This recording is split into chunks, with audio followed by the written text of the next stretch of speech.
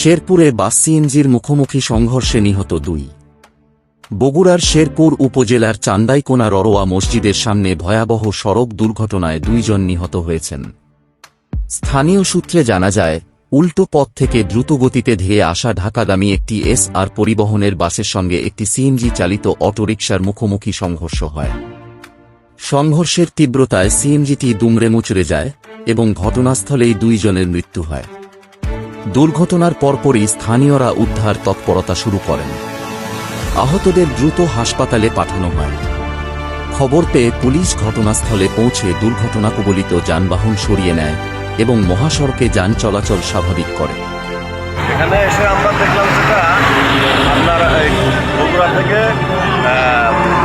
ঢাকা থেকে বগুড়াগামী লেনের চান্দাইকোনা বাজার পার হয়ে আপনার ফুড ভিলেজ এবং পেন্টাগনের কাছাকাছি জায়গায় একটা সিএনজির সাথে এসআর গাড়ির মুখোমুখি সংঘর্ষ হয়েছে।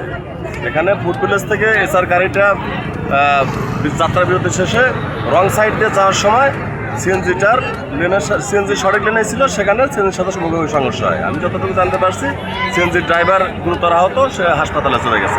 এখনো পর্যন্ত কোনো হতাহতের ঘটনার হঠাৎ একজন তো মানে মারা গেছে কিনা সঠিক যায় না, তবে খুবই গুরুতর অবস্থায় সিএনজির ড্রাইভার হাসপাতালে গেছে। এখন এখানে স্বাভাবিক গুরুতর হয়েছে আর কি।